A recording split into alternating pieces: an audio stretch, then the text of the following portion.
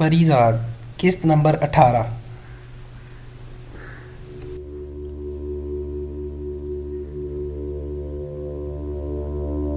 सुंबल चाय रखकर कमरे से निकली तो मैंने नासाज का हाथ पकड़ लिया।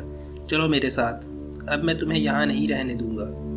दुनिया के किसी कोने में भी जहाँ तुम्हारा इलाज मुमकिन हो, तुम्हें वहाँ पहुँचाना अब मेरी जिम्मेदारी है।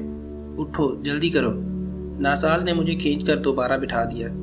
बहुत देर हो चुकी है परिजात, अब मुझे यहीं रहने दो। ये कमरा, ये तन्हाई, अब यही मेरी संगत है। और फिर यहाँ वो पगली भी तो है ना, मुझे इन सब के साथ रहने दो। मैंने गुस्से से इसका हाथ झटक दिया। अब मैं तुम्हारी कोई बात नहीं सुनूंगा। सारी जिंदगी दूसरों को जीने का दर्स देते रहे और आज खुद जिंदगी से भाग रहे हो। ऐसा क्यों कर रहे हो मेरे यार? नासाज ने थक कर आंखें मूंद ली। जिंदगी खुद मुझसे दामन छुड़ाने की फिक्र में है प्यारे। मैं ही ढीठों की तरह इसके दामन से लिपटा हुआ हूँ। हाँ, अब अगर मर भी जाऊं तो कोई गम नहीं।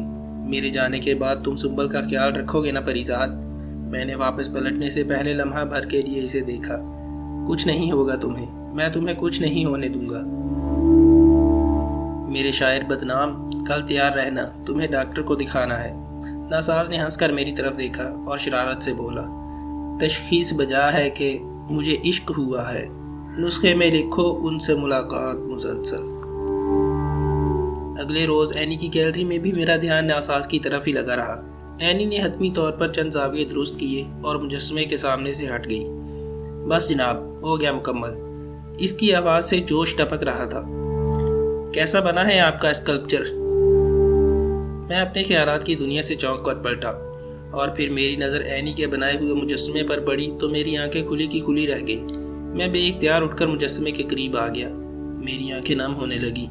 इतना बेदाग, खूबसूरत, मर्दाना वजाहत से भरपूर चेहरा, ऐसा चेहरा तो मैंने कभी आईने में नहीं देखा था। एनी मेरी हालत से बेखबर अपनी धुन में बोले जा रही थी। मैं अपनी पोरों की आंखों से आपको ऐसा देखती हूँ परिजात। बताएं ना, कितना करीब तर है आपसे। आप चुप क्यों हैं? बोलते क्यों नहीं? क्या मैंने बहुत बुरा स्कल्पचर बनाया है? कुछ तो बोलें प्लीज़। वो परेशान सी हो गई। मेरी आवाज़ की लर्जिश खुद मेरे लिए भी अजनबी थी। नहीं, तुमने दुनिया का सबसे खूबसूरत चेहरा तराशा है, मगर मैं ऐसा नहीं हूँ प्यारी लड़की। मैं तो वो हूँ जिसे देखकर आईने भी आंखें फेर लेते हैं। सरसराती हवाएं घबरा कर थम जाती हैं, सूरज मध्यम पड़ जाता है और चांद की चांदनी तपती किरणें बरसाने लगती हैं। वो तड़प कर मेरे करीब आ गई। ऐसा क्यों कहते हैं आप? मेरी उंगलियों की पोरें कभी झूठ नहीं बोलती। ये मेरे मन की तस्वीरें मिट्टी के कालब में ढालती हैं। सच बताएं, इस चेहरे के कद्दोखाल आपके चेहरे जैसे नहीं है क्या? मेरी आवाज़ भर्रा गई। हाँ, कद्दोखाल, नकूश, आंखें सब मेरे चेहरे से मुशाबे हैं, मगर जो नूर, जो वजाहत तुम्हारी पाकीज़ा उंगलियों की कारीगरी ने इस मुजस्समे में मुंतकिल कर दिया है, मेरे पास ऐसी कोई रोशनी नहीं है। वो रो पड़ी। काश मैं इसे ये बात समझा सकता कि दुनिया इसके कोमल मन को आंखों से नहीं देखती। बड़े ज़ाहिर परस्त होते हैं ये लोग। वो जानना चाहती थी कि आज मैं इतना उदास क्यों हूँ। मैंने इसे अपनी और नासाज की दोस्ती के बारे में बताया और ये भी कि वो किस खतरनाक बीमारी में मुब्तला है। एनी ने नासाज से मिलने की ख्वाहिश जाहिर की और मैं शाम ढले उसके घर से वापसी पर उसे भी अपने साथ नासाज के पुराने मोहल्ले वाले घर ले आया। नासाज ने एनी को मेरे साथ देखा तो हस्बे आदत मिसरा इसके होंठों से फिसल गया। सुना है लोग उसे आंखें भर के देखते हैं। मैंने उन दोनों को मुतारिफ करवाया। नासाज ने शरारत से मेरी तरफ देखा। सो इसके शहर में कुछ दिन ठहर के देखते हैं। मैंने इसे घूर कर देखा।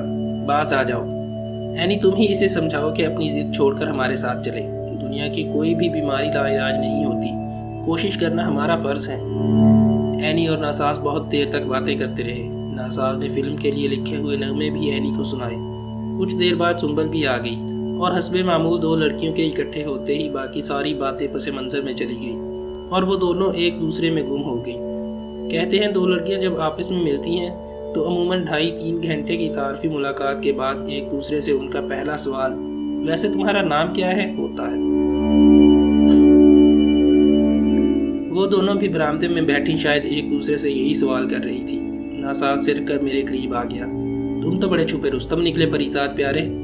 ऐसे परी अपने साथ लिए फिरते हो जिसकी पहली झलक ही धड़कने रोक देने का बायस बन जाए। اور پھر بھی کہتے ہو کہ دل ابھی ویران ہے۔ میں نے دکھ سے باہر بیٹھی اینی کی طرف دیکھا۔ وہ دیکھ نہیں سکتی، اس لیے میرے ساتھ ہے، ورنہ دوسروں کی طرح یہ رشتہ بھی تضحیق یا ہمدردی کے قالب میں ڈھل جاتا۔ کبھی کبھی تو مجھے لگتا ہے کہ میں خود اسے دھوکہ دے رہا ہوں۔ اس کے ساتھ چل کر میں نہ صرف خود کو بلکہ اس معصوم اور انجان لڑکی کو بھی لوگوں کے مذاق کا باعث بنا رہا ہوں۔ ناساز میری بات سن کر خاموش ہو گیا۔ میں باقی ساری دنیا کی طرح یہ کہہ کر تمہارے زخموں پر نمک نہیں چھڑکوں گا کہ دولت ہر مرض کا علاج ہے، لیکن تمہیں ایک مشورہ ضرور دوں گا کہ اگر تم اپنے اندر کے اس آواز کو دبا نہیں سکتے تو پھر اپنا چہرہ بدل ڈالو۔ آخر کب تک خود کو اس اندیکھے عذاب کی بھٹی میں جھونکے رکھو گے؟ میں نے چونک کر ناساز کی جانب دیکھا۔ کیا مطلب؟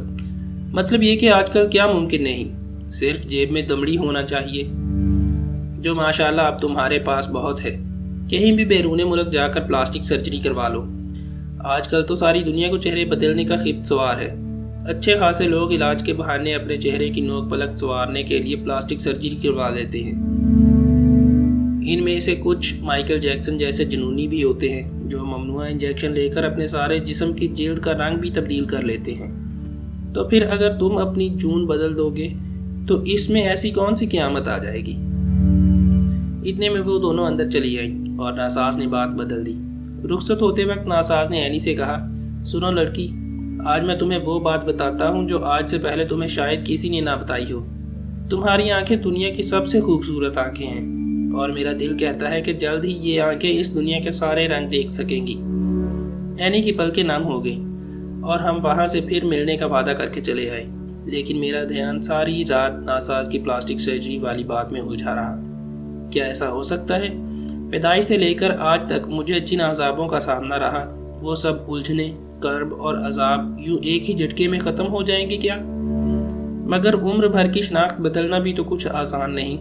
جو لوگ اس پریزاد کو جانتے ہیں وہ ایک نئے اور اجلے چہرے والے پریزاد کو قبول کرنے میں کتنا وقت لیں گے؟ ساری رات نہ جانے ایسے کتنے بے سروپا خیالات میرے خالی دماغ میں کھنکھناتے رہے۔ جانے کب صبح ہوئی اور کب سورج نے میری کھڑکی کے شیشوں سے جھانک کر دھوپ کا سلام بھیجا۔ دفتر پہنچا تو کمالی میرے ہی انتظار میں بیٹھا ہوا تھا۔ اس نے چھوٹتے ہی شکوہ کیا، یہ کیا سر جی، آپ نے اتنی بڑی فلم شروع کر دی اور مجھے خبر بھی نہیں ہونے دی۔ کمالی کے ہاتھ میں صبح کا اخبار دیکھ کر میں نے ایک گہری سانس لی۔ تو یہ خبر چھپ گئی؟ یہ اخبار والے جانے اتنی جلدی کیسے اڑتی چڑیا کے پر گن لیتے ہیں، ابھی تو صرف منصوبہ ہی بنایا تھا۔ کمالی نے جوش میں اندرونی صفحہ کھولا۔ شہپارہ بیگم کا پورا انٹرویو چھپا ہے سر، ساری فلم انڈسٹری ہلا کر رکھتی ہے آپ نے۔ کبھی مجھے بھی بہت شوق تھا فلموں میں کام کرنے کا، مگر اب تو فلم دیکھنے کی مہلت بھی نہیں ملتی۔ میں کسی اور خیال میں گم بیٹھا تھا۔ کمالی اپنی دھن میں بولے گیا، اس دن آپ نے مجھ سے پوچھا تھا نا سر کہ شادی کے اتنے سالوں بعد بچوں اور گھر بار کے مسائل کے ہجوم میں ہماری محبت کہاں کھو جاتی ہے؟ بات صرف محبت کی نہیں ہے، ہم وقت کے ساتھ ساتھ اپنے دل کی باقی حسرتیں اور خواہشیں بھی مٹی کر دیتے ہیں اس غم دوراں کی آندھی میں۔ اب یہی فلم ایکٹر بننے والی خواہش ہی لے لے میری۔ کاش میں شادی کے چکر میں اس آرزو کا گلا نہ گھونٹتا۔ کمالی باقاعدہ غمگین ہو گیا۔ میں نے غور سے اس کی طرف دیکھا۔ جانتے ہو کمالی، دنیا کا سب سے ناکام آدمی کون ہوتا ہے؟ وہ جو اپنے ماضی کے کیے گئے فیصلوں کو یاد کر کے حال میں خود کو کوسے۔ تم نے اس وقت وہی فیصلہ کیا جو تمہارے دل نے بہتر جانا، تب تمہاری محبت ہی تمہاری ہر خوشی کا حاصل تھی۔ اگر اس وقت تم فلم انڈسٹری جوائن کر لیتے تو شاید آج ایک نامور آرٹسٹ کہلاتے، مگر یقین کرو اپنی محبت کو کھو دینے کی کسک تمہیں آج زیادہ غمگین رکھتی۔ جسے تم نے پا لیا بس وہی تمہارا نصیب ہے، باقی سب سراب ہے۔ کمالی نے اس بات میں سر ہلایا۔ شاید آپ ٹھیک کہہ رہے ہیں سر، مگر پھر یہ پایا ہوا نصیب اپنی کشش کیوں کھو دیتا ہے؟ لا حاصل ہی ہمیشہ پرکشش کیوں رہتا ہے؟ میں نے لمبی سانس بھری۔ شاید اس لیے کہ انسان صدا کا ناشکرا ہے۔ اور رہی بات محبت کی، تو ہمیں ایک دوسرے کے ساتھ رہتے اس بات کا احساس ہی نہیں ہوتا کہ کب رفتہ رفتہ ہماری محبت شفقت میں بدل جاتی ہے۔ محبت نہیں رہتی، ایک گہری شفقت بن جاتی ہے۔ کمالی نے حیرت سے میری طرف دیکھا۔ شفقت؟ میں سمجھا نہیں سر۔ ہاں کمالی، شفقت۔ ہماری محبت کہیں کھوتی نہیں، बस किसी और जज्बे में ढल जाती है और हम बाकी सारी ज़िंदगी इसी शफ़क़त को मोहब्बत समझते हुए गुजार देते हैं। शायद इसीलिए हमारी ज़िंदगी में किसी नई मोहब्बत के लिए जगह हमेशा खाली रहती है और यूं हमारी ज़िंदगियों में नई मोहब्बतों का डाका हमेशा जारी रहता है। जाओ कमाली, अपने बीवी बच्चों को अपना पूरा वक्त दिया करो, क्योंकि कभी कभी शफ़क़त का कर्ज मोहब्बतों के उधार से कई गुना ज़्यादा होता है। कमाली चुपचाप दफ्तर से निकल गया। दोपहर को लुबना का फ़ोन आया तो मैंने उसे खुशखबरी सुनाई कि नासाज ने फ़िल्म के सारे गीत लिखकर उस्ताद बनने खां के हवाले कर दिए हैं। म्यूज़िक भी तकरीबन मुकम्मल हो चुका था, लिहाजा अगले हफ्ते फ़िल्म की सारी मौसीकी तरतीब दे दी गई। सुंबल ने मुझे बताया कि इसने महीनों बाद नासाज की आंखों में खुशी की सच्ची लहर देखी जब इसने अपनी शायरी पर सुंबल की आवाज़ का जादू जगते हुए सुना। लुबना की ख्वाहिश थी कि फिल्म के गाने कनाडा या यूरोप के किसी हसीन मकाम पर फिल्म बंद हो। फिल्म की कास्टिंग मुकम्मल हो चुकी थी और अब सिर्फ शूटिंग का मरहला शुरू होना बाकी था। मैं दिन भर गैर महसूस तौर पर तिब के रिसालों और इंटरनेट पर दुनिया के बेहतरीन प्लास्टिक सर्जन्स की तफसीलात खोजता रहता था। मेरे दफ्तर की अलमारियों और मेज़ के खुफिया दराज अब ऐसी मालूमात से भरे रहते थे, मगर ये सब कुछ मैं इस तरह छुप कर रहा था जैसे कोई चोर चोरी करता है। पहले मुझे हमेशा ये खौफ और फिक्र दामनगीर रहती थी कि लोग मेरी सूरत का मजाक उड़ाएंगे, और अब एक रास्ता दिखाई दिया था तो ये डर मेरे दामन से लिपटा रहता था कि लोग क्या कहेंगे। हमारी ज़िंदगी के 90% मामलात की उलझन बस इसी एक जुमले में ही तो पिन्हा है कि ज़माना क्या कहेगा। कितनी हैरत की बात है कि हम उन्हीं लोगों की बातों की फ़िक्र में भूले जाते हैं जिनकी वजह से हमारी ज़िंदगी अजीरन होती है। अगली शाम मैं एनी के घर पहुंचा तो वो अपनी किसी सहेली के साथ रेडियो स्टेशन के लिए निकल चुकी थी। मैं वापस पलटने लगा तो इसकी माँ ने मुझे चाय के लिए रोक लिया। कमरे में हर जानिब मेडिकल रिपोर्ट्स और आंखों से मुतालिक दुनिया के कुछ मशहूर अस्पतालों के किताबचों का अंबार सा लगा हुआ था। एनी की माँ ने मुझे बताया कि एनी 7 साल की उम्र तक बिल्कुल ठीक थी, फिर न जाने क्या हुआ, धीरे धीरे इसकी बेराई जाती रही थी। उस वक्त एनी के अबू जिंदा थे और उन्होंने अपनी सी हर मुमकिन कोशिश कर देखी, मगर एनी की बीनाई वापस ना आ सकी। फिर कई साल बाद बात यहाँ तक पहुँची कि अगर एनी के ग्रुप से मुशाबहत रखता हुआ लेंस मिल जाए तो एनी की बसारत वापस आ सकती है। एनी की माँ ने दुनिया भर के तिब्बी अदारों को अपनी बेटी के केस की तफसीलात भिजवा रखी थी, और अब महीनों से इस जवां हिम्मत खातून का काम बस यही था कि वो एनी की आंखों के लिए करीने की तलाश के लिए दुनिया भर में खत किताबत करती रहती थी। मैंने इन्हें तसल्ली दी कि अल्लाह ने चाहा तो जल्द ही उनकी तलाश रंग लाएगी। एनी के घर से निकलते वक्त मेरे दिल की हालत अजीब हो रही थी। अगर एनी की बीनाई मेरी सर्जरी से पहले वापस आ गई तो वो मुझे देखकर क्या सोचेगी। इसके मन ने मेरी जो शबीह तराशी थी, मुझे देखते ही वो एक छन्नाके से टूट कर किरची किरची हो जाएगी। काश इस सारी दुनिया में किसी की आंखें ही ना होती और हम सब अपनी उंगलियों की पोरों से ही एक दूसरे को देखा करते तो कितना अच्छा होता। मगर जहाँ काश आ जाए वहाँ आखिर में सिर्फ एक आह रह जाती है। मैंने भी एक लंबी आह भरी। कुछ भी हो, मुझे किसी भी सूरत में एनी की बसारत वापस आने से पहले अपनी सर्जरी करवानी होगी। मुझे अपने चेहरे को एनी के बनाए हुए मुजस्समे की शबीह में ढालना होगा, ताकि जब वो अपनी आंखों से दुनिया देखे तो मैं उसे उसी तरह नजर आऊं जैसा वो मुझे महसूस करती है। गाड़ी तेजी से सड़कों पर दौड़ रही थी और मेरे अंदर मेरे अपने ही मुतजाद ख्यालात की एक ऐसी यलगात जारी थी जिसने मुझे पूरी तरह निढाल करके रख दिया था। वो पूरी रात अजीब कर्ब में गुजरी और तंग आकर मैंने इंटरनेट से जमा शुदा मालूमात के मुताबिक प्लास्टिक सर्जरी के तमाम इदारों को ईमेल्स कर दी, जिसमें मैंने अपनी ताज़ा तरीन तस्वीर और बाकी तमाम जुज़ियात तहरीर कर दी थी। दूसरे दिन ही मुझे मुख्तलिफ अदारों से जवाबात मौसूल होना शुरू हो गए और 3 दिन बाद इन जवाबात के अंबार में से मुझे अपने मतलब के इदारे का इंतखाब करना आसान हो गया। टोरंटो के एक तिब्बी इदारे ने प्लास्टिक सर्जरी के लिए जो लोगो डिज़ाइन किया था, इस पर लिखी एक सतर ने मुझे इसे चुनने पर मजबूर कर दिया, जिसकी तहरीर कुछ यूं थी: हम चाहें तकदीरें ना बदल पाएं, पर चेहरे बदल देते हैं। मैंने पाइन हिल नामी इस प्लास्टिक सर्जरी के इदारे की तमाम तफसीलात इकट्ठी कर ली اور پھر اس کے سربراہ پال جونز کو ساری تفصیل لکھ بھیجی۔ 24 گھنٹے کے اندر پال کا جواب آ گیا کہ ان کا ادارہ بنیادی طور پر آگ میں جھلس جانے والوں یا کسی حادثے کے نتیجے میں اپنی اصل خد و خال کھو دینے والوں کی پلاسٹک سرجری کرتا ہے، اور میرا کیس ان کے ادارے کے دائرہ کار میں نہیں آتا۔ میں نے پال کو دوسری میل بھیجی کہ کیا ان کا ادارہ محبت کرنے والوں کے خواب پورے نہیں کر سکتا؟ میں بھی تو تقدیر نہیں، صرف چہرہ بدلنے کے خواہش مندوں میں شامل ہوں، اور اگر وہ چاہتے ہیں کہ میں اپنی محبت کا کوئی ثبوت پیش کروں تو میں اپنے چہرے کو جھلسا کر ان کے ادارے کی شرط پر پورا اترنے کو تیار ہوں۔ میں نے رات کا یہ میل پال کو بھیجی اور وہیں کرسی پر بیٹھے بیٹھے تھک کر آنکھیں موند لیں۔ صبح سویرے پرندوں کے شور سے میری آنکھ کھلی تو پال کی میل میرے ان باکس میں نمایاں تھی۔ میں نے جلدی سے اسے کھولا اور تحریر پر نظر دوڑائی۔ وہ میل پال نے ادارے کے آفیشیل میل اکاؤنٹ سے نہیں کی تھی، بلکہ اپنے ذاتی پتے سے بھیجی تھی۔ یہ میل میں اپنے ذاتی پتے سے بھیج رہا ہوں۔ تمہاری میل نے مجھے چونکا کر رکھ دیا ہے۔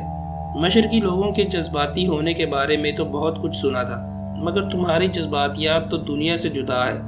ٹھیک ہے لڑکے، اگر تمہاری یہی ضد ہے تو میں تمہارے بارے میں کچھ سوچوں گا، لیکن یہ سب کچھ میری ذاتی حیثیت میں ہوگا، کیونکہ میرا ادارہ بہرحال اپنے اصولوں کا پابند ہے۔ میں تمہیں چند ضروری ٹیسٹ لکھ کر بھیج رہا ہوں۔ پہلے تم اپنے ملک کے کسی مستند طبی ادارے سے یہ ابتدائی ٹیسٹ کروا کر مجھے بھیج دو۔ پھر جب تمہارے آنے کی ضرورت پڑی تو میں تمہیں اطلاع کر دوں گا۔ تب تک خدا کے لیے کوئی الٹی سیدھی حرکت مت کرنا۔ تمہارا مخلص ڈاکٹر پال جونز۔ میں نے میل پڑھ کر ایک لمبی اطمینان کی سانس بھری۔ گویا میری سمت طے ہو چکی تھی، اور سفر چاہے کتنا ہی طویل کیوں نہ ہو، سب سے پہلے اس کی سمت طے ہونا بے حد ضروری ہے۔ بہت عرصے کے بعد میں نے خود کو ہلکا پھلکا محسوس کیا۔ انسان زندگی میں بہت سے بوجھ ڈھوتا ہے، مگر ان میں سب سے بھاری بوجھ شاید خود ہماری اپنی سوچ کا، ہماری فکر کا ہوتا ہے۔ دفتر پہنچا تو لبنہ اور ڈائریکٹر پہلے سے میرے انتظار میں بیٹھے تھے۔ لبنہ نے شکوہ کیا کہ میں فلم کے مراحل میں پوری دلچسپی نہیں لے رہا ہوں، جبکہ وہ چاہتی ہے کہ ہر شعبے میں میری ذاتی نگرانی اور گرفت رہے۔ میں نے ان دونوں کو تسلی دی کہ ہم بہت جلدی کینیڈا میں فلم کے گانوں کی فلم بندی کے لیے روانہ ہونے والے ہیں۔ دونوں کے چہرے کھل اٹھے۔ میں نے سوچ لیا تھا کہ میں یہاں سب کو فلم کے گانوں کی فلم بندی کا بتا کر یونٹ کے ساتھ کینیڈا چلا جاؤں گا، جہاں 3-4 مہینے علاج کے لیے رکنے کا کوئی دوسرا بہانہ ڈھونڈنا ہوگا۔ شاید 6 ماہ بھی لگ جائیں، مگر مجھے کسی طور یہ مارکا سر کرنا ہی تھا۔ اس وقت چاہتے ہوئے بھی میں سرجری کے بعد کے حالات پر کوئی سوچ بچار نہیں کرنا چاہتا تھا۔ ہم انسان بہت کوتاہ نظر اور نزد بین ہوتے ہیں۔ جن فیصلوں میں ہمارے دل کی مرضی شامل ہوتی ہے، ان کے اثرات سے نظریں چرانے میں ذرا برابر بھی تأمل نہیں کرتے۔ میں نے بھی سوچ لیا تھا کہ ایک بار اپنی مرضی کی سرجری کروا لوں، بعد کی بات دیکھی جائے گی۔ میں نے ایک دور دراز کے بڑے ہسپتال سے ڈاکٹر پال کے بتائے ہوئے طبی تجزیے بھی کروا لیے تھے، اور اب مجھے ان کی رپورٹ آنے کا شدت سے انتظار تھا۔ مجسمہ بن جانے کے بعد اینی کے گھر جانے کا کوئی خاص بہانہ نہ ہونے کے باوجود میں ہفتے میں 1 چکر اس کے گھر کا ضرور لگا لیتا تھا۔ کچھ گلیاں اور کوچے اپنی سمت بلانے کے بہانے خود تراش لیتے ہیں۔ جانے وہ منموہنی سی لڑکی کس طرح چند دنوں میں ہی میرے دل کے ہر خانے پر اپنا قبضہ جما بیٹھی تھی۔ حالانکہ میں نے تو اس دل کے کواڑ سدا کے لیے بند کر کے چابی کسی دریا میں پھینک دی تھی، یا پھر شاید مجھ جیسوں کے دل ہمیشہ کسی مخلص اور مہربان ساتھی کی دستک کا ہی انتظار کرتے رہتے ہیں۔ شام کو دفتر سے اٹھتے وقت اچانک فون پر سنبل کی گھبرائی ہوئی آواز سنائی دی۔ آپ جلدی سے شوکت خانم ہسپتال پہنچے، آپ کے دوست کی طبیعت بگڑ گئی ہے۔ میں سب چھوڑ چھاڑ کر کبیر کے ساتھ ہسپتال کی طرف بھاگا۔ راہداری میں کمرے کی طرف جاتے ہوئے میرے قدموں میں سے جان نکلتی جا رہی تھی۔ ناساز کا رنگ سرسوں کی طرح پیلا پڑ چکا تھا۔ اس نے آہٹ پر آنکھیں کھولی اور مجھے دیکھ کر خشک سوکھے پتے جیسے ہونٹوں سے بمشکل مسکرایا۔ رستہ روک رہی ہے، تھوڑی جان ہے باقی، جانے ٹوٹے دل میں کیا ارمان ہے باقی، جانے بھی دے اے دل سب کو میرا سلام، میں چلا میں شاعر بدنام، میں چلا محفل سے ناکام، میں چلا۔ میں نے لپک کر اس کا ہاتھ تھام دیا۔ کہیں نہیں جا رہے ہو تم، سنا تم نے؟ میں اس شاعر کو کہیں نہیں جانے دوں گا۔ اس کے سرہانے کھڑی سنبل اور استاد بننے کی آنکھوں سے آنسو ٹپک رہے تھے۔ وہ بمشکل آنکھیں کھول کر بولا، دیکھا پریزاد پیارے، یہ تو واقعی اسی فلم کا سین بن گیا یار۔ لگتا ہے جیسے میری کہانی ڈائریکٹر نے 30-40 سال پہلے فلما دی تھی، مگر یار میں بہت تکلیف میں ہوں، یہ جان تو نکلتے نکلتے جان نکال دیتی ہے۔ میں نے اس کے ہونٹوں پر ہاتھ رکھ دیا۔ چپ ہو جاؤ، خود کو ڈنڈال مت کرو۔ نہیں پیارے، بولنے دو مجھے، بس آخری تھکن ہے، اس کے بعد تو آرام ہی آرام ہے۔ ناساز نے سنبل کی طرف دیکھا۔ یہ کہانی بھی ادھوری رہ گئی پریزاد، میرے جانے کے بعد ان باپ بیٹی کا پورا خیال رکھنا، اور جب تمہاری فلم ریلیز ہو تو اس کے ٹائٹل میں میرا نام۔ ناساز بولتے بولتے اچانک خاموش ہو گیا۔ میں نے گھبرا کر اس کا چہرہ تھپتھپایا۔ ناساز چپ کیوں ہو گئے؟ بولتے کیوں نہیں؟ تم ہم سب کو اتنا بڑا دھوکہ دے کر نہیں جا سکتے۔ بولو دغاباز، جھوٹے، بات کرو۔ میری چیخیں سارے ہسپتال میں گونج رہی تھیں۔ استاد بننے نے ہسپتال کے عملے کی مدد سے مجھے ناساز کے بے جان جسم سے دور کر دیا۔ میں چیخ کر چلاتا رہ گیا۔ استاد بننے نے دبوچ کر مجھے گلے لگا لیا۔ چپ کر جاؤ، ناساز اب کبھی نہیں بولے گا، وہ مر چکا ہے۔